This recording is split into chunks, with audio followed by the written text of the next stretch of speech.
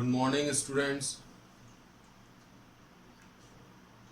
आज हम क्लास 8 का चैप्टर सेकंड साइंस का लेकर आए हैं। उसमें हम पढ़ा रहे थे आपको माइक्रो ऑर्गेनिज्म्स के बारे में। चैप्टर था माइक्रो ऑर्गेनिज्म्स को लेकर कि वो हमारे लिए फ्रेंड हैं या एनिमी है। तो जैसा कि हम जानते हैं कि मैंने आपको बताया भी था लास्ट क्लास में कि जो माइक्रो ऑर्गेनिज्म्स हैं वो हमारे लिए फ़ायदेमंद भी होते हैं और नुकसानदायक भी होते हैं। तो जो यूज़फुल माइक्रो ऑर्गेनिज्म्स हैं उनके बारे में मैं आपको बता चुका हूँ। आज हम पढ़ेंगे हार्मफुल माइक्रो ऑर्गेनिज्म्स के बारे में। कहने का मीनिंग यह है कि ऐसे सूक्ष्म जीव, ऐसे माइक्रो ऑर्गेनिज्म जो ह्यूमन बीइंग के लिए नुकसानदायक होते हैं, और ऐसे माइक्रो ऑर्गेनिज्म से बहुत सारी बीमारियां होती हैं। इट मीन्स कि ये रीज़न होते हैं बहुत सारी बीमारियां। तो ऐसे जो माइक्रो ऑर्गेनिज्म हैं इनको बोलते हैं पैथोजेंस। ऐसे माइक्रो ऑर्गेनिज्म जिनकी वजह से बहुत सारी बीमारियां होती हैं पैथोजेंस कहलाते हैं। अब हम इसकी डेफिनेशन भी लिख सकते हैं कि disease causing micro organism, disease causing micro organism को पैथोजन कहा जाता है। So dear students, now note heading डालिए pathogens. Pathogen, disease causing micro organisms are called pathogens. तो हमने देखा कि जो माइक्रो ऑर्गेनिज्म डिजीज कॉजिंग होते हैं उनको हम पैथोजेंस कहते हैं।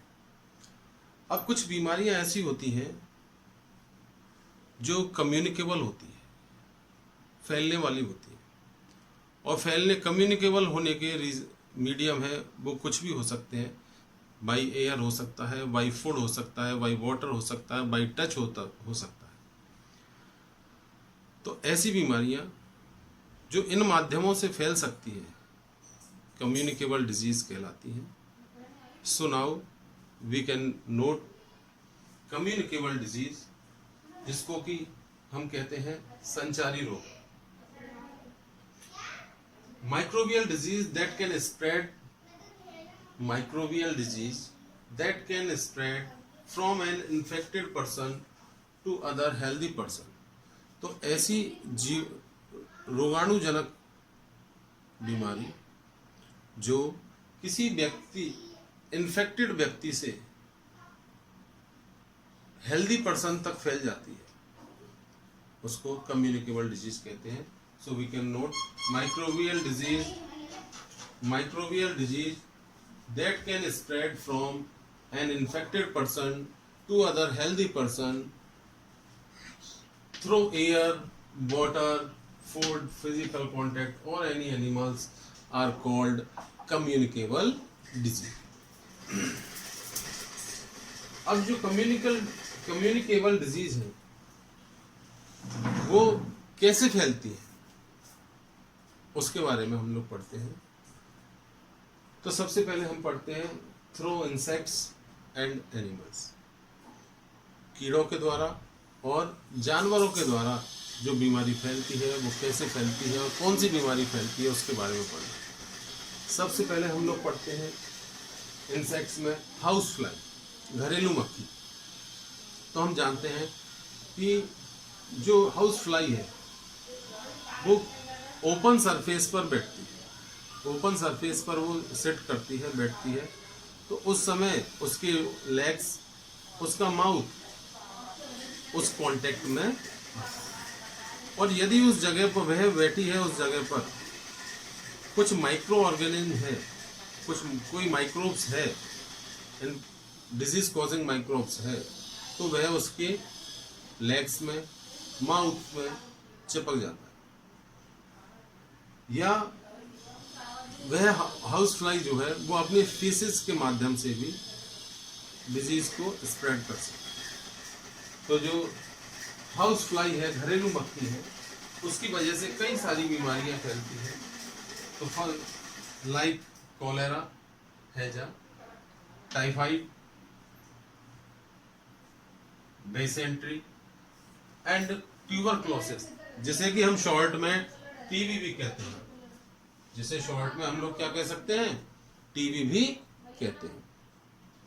तो हम आपको बता सकते हैं कि हाउस फ्लाई की वजह से बहुत सारी बीमारियां फैलती हैं।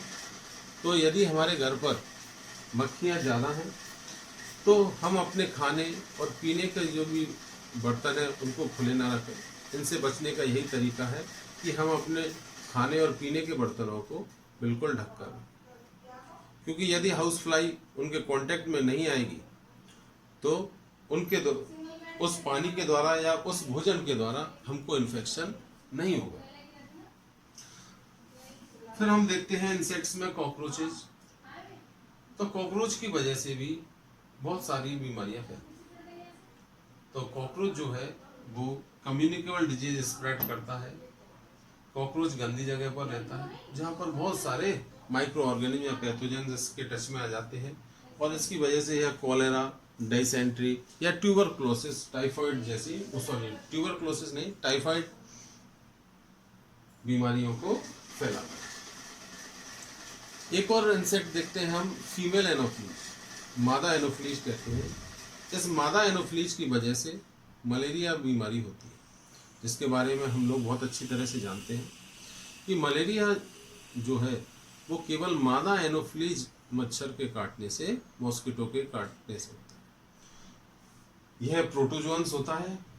तो जब फीमेल एनोफ्लीज जो होता है वो ह्यूमन ब्लड को सक करता है, चूसता है।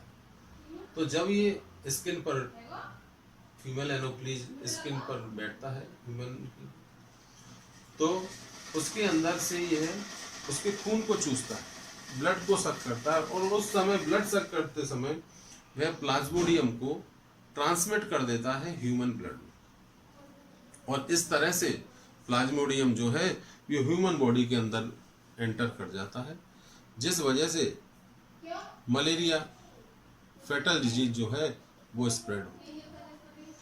इसके बाद हम देखते हैं एडिस मॉस्किटो, एडिस मच्छर। यह बहुत ही अभी आज आम दिनों के प्रचलन की बीमारी है। यह एडिस मच्छर के काटने से डेंगू नाम की बीमारी जो है वो फैलती है। सो स्टूडेंट, हमने पढ़ा कि किस तरह से कीड़े और जानवरों के द्वारा कम्युनिकेबल डिजीज स्प्रेड होती है। अभी हम नेक्स्ट लेते हैं, आप इसे नोट कर सकते हैं, स्क्रीनशॉट ले सकते हैं। ये तो हमने पढ़ा था थ्रो इंसेक्ट्स और एनिमल्स। अभी हम नेक्स्ट पढ़ेंगे थ्रो वाटर वी ड्रिंक।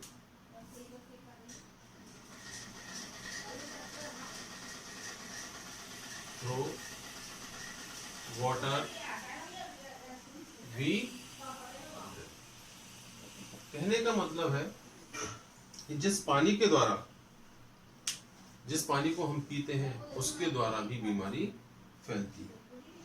तो इसमें हम देखते हैं कि जो सबसे कॉमन जो डिजीज है, कम्युनिकेबल डिजीज जो वाटर के थ्रू होती है, वो है कॉलेरा। हैजा जो है वो पानी के द्वारा फैलता है।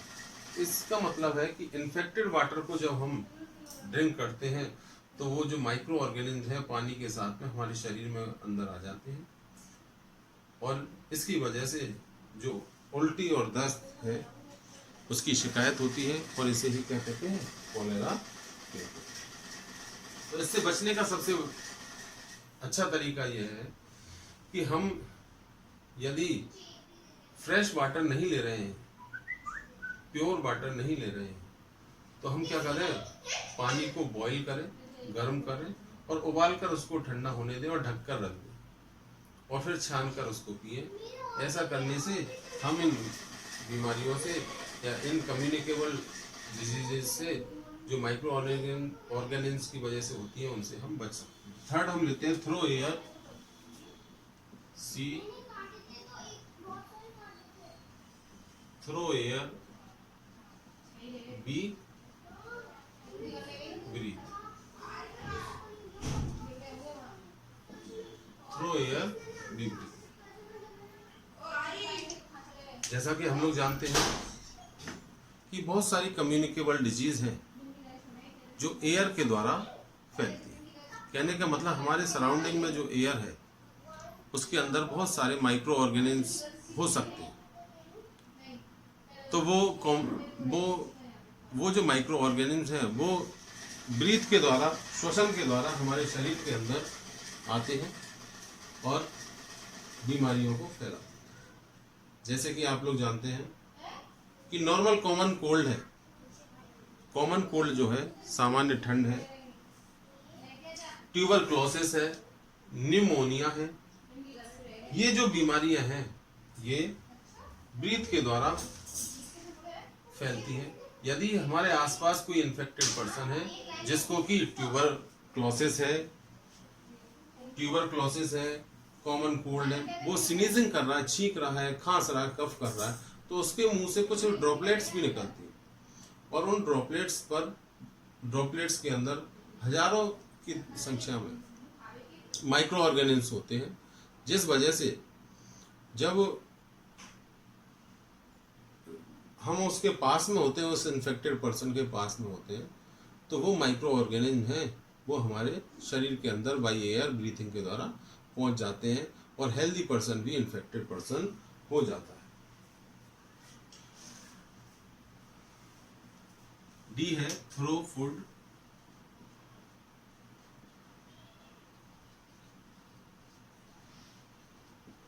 We eat. कहने का मतलब है कि जो भोजन हम खाते हैं उसके द्वारा भी कम्युनिकेबल डिजीज स्प्रेड होती है। और जैसे हम लोग देखते हैं कि ब्रेड है, वो हमारा भोजन है, वो जो खुला हुआ रखा रहता है उस पर हमारा जो भोजन है उस पर बहुत सारे माइक्रो ऑर्गेनिज्म बैठ जाते हैं। जैसे बैक्टीरिया भी उस पर पनप जाते हैं, फंगस भी उस पर पनप जाते हैं। तो इस वजह से इस भोजन को यदि हम खाते हैं तो हम भी इन्फेक्टेड हो जाते हैं। So protozoa, bacteria and spores of fungi are present in the soil, from there they enter our food. और बहुत सारे बैक्टीरिया मिट्टी से होते हुए हमारे भोजन में आते हैं और भोजन के द्वारा हमारे शरीर में एंटर कर जाते हैं और वो हमको इन्फेक्टेड कर देते हैं। So dear student, now this class is over for tomorrow.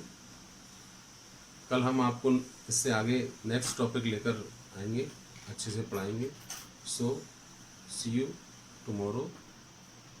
Thank you.